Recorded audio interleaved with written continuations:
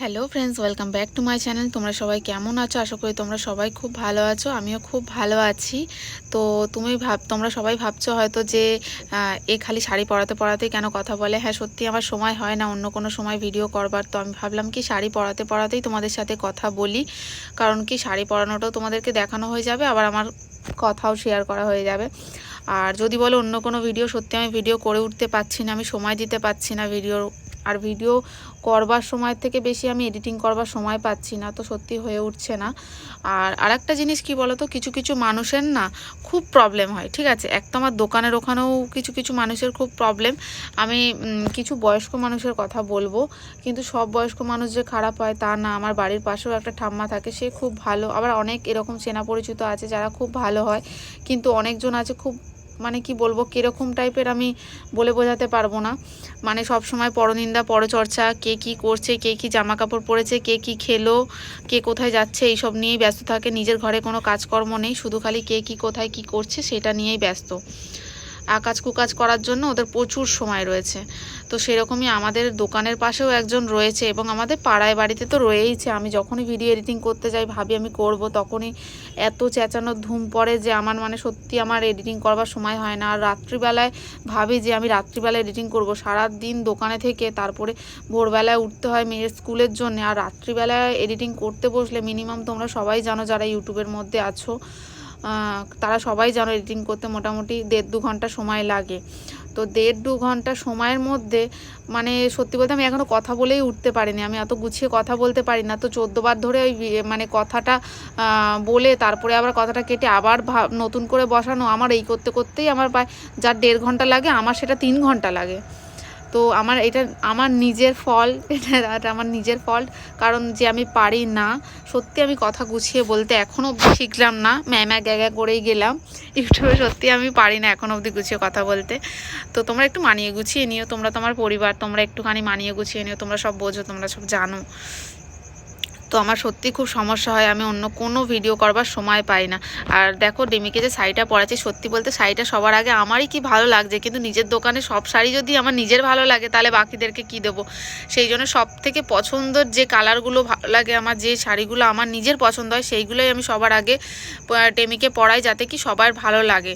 মানে আমি পছন্দটা এমন করি যে কালারটা এমন চয়েস করি যেটা সব গায়ের টোনের সাথে যাবে, সেইটাই আমি ডেমিকে পরানোর চেষ্টা করি যাতে সবার ভালো লাগে। আর সত্যি সবার ভালো লাগেও। সবাই যখন মানে দোকানের সামনে দিয়ে যখন যায়, যখন ডেমিকে দেখতে বলে কি সুন্দর লাগছে শাড়িটা পরে, সত্যি আমার নিজেরও খুব ভালো লাগে, নিজে স্যাটিসফাই হয়েছে না আমি শাড়িটা চয়েসটা ঠিকঠাক করেছি, আমার নিজেও খুব ভালো লাগে। আর আরেকটা জিনিস কি বলো তো, আমি যেটা আগে বলছিলাম, বলতে বলতে আমি সেটা ভুলে যাচ্ছিলাম। আমি বললাম না তোমাদেরকে, আমি কথা গুছিয়ে বলতে এখনও অবধি শিখলাম না, আমি যে কবে শিখবো।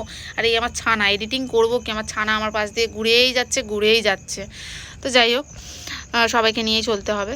আর ওই বয়স্ক মানুষ যেটা দোকানের পাশে আছে, আমার মানে সব সময়তে জানি না কেন, কি জানি আমি কি কি করেছি আমি নিজেও জানি না, সব সময় দেখতে উঠতে বসতে মানে গালাগালি মুখে তো লেগেই রয়েছে ওনার আমাকে দেখলেই যে কি প্রবলেম হয় আমি বুঝতে পারি না। আদৌ আমার ওনার সাথে কোনো কথা নেই, বার্তা নেই, কিছু নেই। আমার দোকানের নামে সমালোচনা ছাড়া মানে ওনার আর কোনো কাজ নেই। হ্যাঁ, আর আমার বাড়ির সমালোচনা তো আমি বাদই দিলাম, ঠিক আছে, কারণ ওটা আমি পার্সোনালি রাখলাম, ওটা নিয়ে কিছু বললাম না। তো যাই হোক, এই করতে করতেই আমার দিন যাচ্ছে। তো আমি ইউটিউবে সত্যিই সময় পাচ্ছি না যে মানে ইউটিউবের নিজের চ্যানেলটাকে আমি সময় দেব, সেটা বাদ দিয়ে আমার মানে শুধু খালি এই সব করতে করতেই কেটে যাচ্ছে। এক তো সবার মানে কথা শুনতে শুনতে, আর দ্বিতীয় সবার কথা শুনে, সত্যি বলতে কি বলো তো, আমি না সবার কথা শুনে আমি ইগনোর করতে পারি না। আমি উত্তরটা না দিয়ে আমার মানে সেখান থেকে আমার ঠিক হয় না, আমার খুব বিরক্ত লাগে কেউ যদি একটা কোনো কিছু বলে দেয়। তো দেখো আমার শাড়িটা কিন্তু অলমোস্ট পরানো হয়ে গেছে, তো মানে প্রায় হয়ে গেছে। আমি এটা 8 পেরে করে পরালাম, কারণ কি বলো তো, এটা বেনারসির কিছুটা কাজ রয়েছে। আর এটা বেনারসি সিল্ক, অ্যাকচুয়ালি এটার অনেক রকম নাম বলে, কেউ বেনারসি সিল্ক বলে, কেউ জলকাতান বলে, যে যেরকম নাম বলে।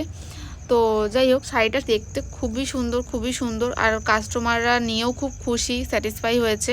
তার জন্যে আমি খুব খুশি যে সত্যি কাস্টমারের পছন্দ হয়েছে। আর দেখো এটা সাজানো প্রায় কমপ্লিট হয়ে গেছে। তো তো শাড়ি তো পরানো হয়ে গেল, এইবারে পালা হলো চুল বাঁধবার। তো আমি ডেমি চুল রোজ বেঁধে বেঁধে প্রায় চুল সব ছিঁড়েই ফেলেছি, আর যে কগাছা আছে সে কগাছায় একটু ভালো করে যত্ন সহকারে বাঁধছি যাতে ভালো লাগে ওর মুখটা একটু। আর আমার শাশুড়ি মা আমাকে হেসে হেসে সবসময় বলে যে তুই ওকে মেয়ে বানিয়ে নিয়েছিস, তোর মেয়েকে তুই যেভাবে সাজাস সেইভাবে তুই ওকেও সাজাস। আর সত্যি কি বলতো, শুধু ডেমি নয়, দোকানটাই তোমার সন্তান। কারণ একটা শুধু আমার নয়, সবারই ব্যবসাটা তার সন্তানের মতনই। ছোট্ট থেকে তাকে বড় করা, আস্তে আস্তে তাকে যত্ন সহকারে সব কিছু গুছিয়ে পরিপাটি করে রাখা, তো সেটা সন্তানের থেকে কম কিছু বলে তো আমি মনে করি না, ওটা সন্তানের মতনই হলো। তাই আমার দোকানটাও আমার আর একটা সন্তান। তো এই দেখো, এটা হচ্ছে আমার দোকানের নাম রিধিমা ফ্যাশন। এই হচ্ছে ডেমির ফাইনাল লুক। শাড়ি পরানোটা তোমাদের কেমন লাগলো তোমরা কিন্তু অবশ্যই কমেন্টে বলো, এবং আমার দোকানটা কেমন লাগছে তোমরা সেটা সবাই বলো। আর ভিডিওটা ভালো লেগে থাকলে please like, comment, share and subscribe করে দিও। দেখা হচ্ছে পরের কোনো ব্লগে।